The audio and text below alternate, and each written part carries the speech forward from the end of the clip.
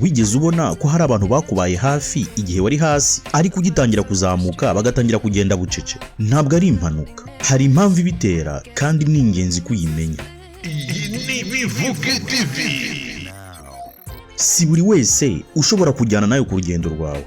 Iyo utangiye guhindura mindset, gukora cyane, kwiyubaka, hari abo bisiga inyuma.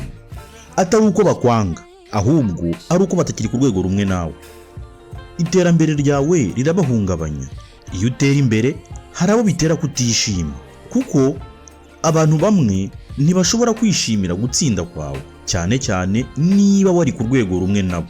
Iyo utangiye kuzamuka, babona ari nkaho basize, bakumva ari nkaho uri kubereka ko bo badakora cyane, ko batari gukora bihagije. Niyo mpamvu bamwe bahitamo kugenda. Mwari musanzwe mukora ibintu bimwe, gupfusha ubusa umwanya, kuganira ibintu bidafite umumaro, ariko ubu warahindutse. Utekereza ku ntego, ku buzima bwawe, ku hazaza hawe. Iyo change yawe ituma batakumva neza, bakumva mutari same vibe.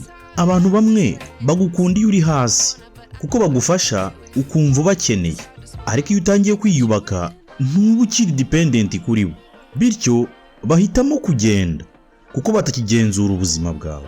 Ntukababare cyane iyo abantu bagutaye, ahubwo jya wibaza uti, ese koko bari bagenewe kugendana nanjye mu rugendo rwanjye? Kuzamuka bisaba gutakaza bamwe kugira ngo ubone abakubereye. Wibuke, bishobora kuba ari ikimenyetso kuri gutsinda. Komeza wiyubake, abagenewe kugumana nawe bazaza.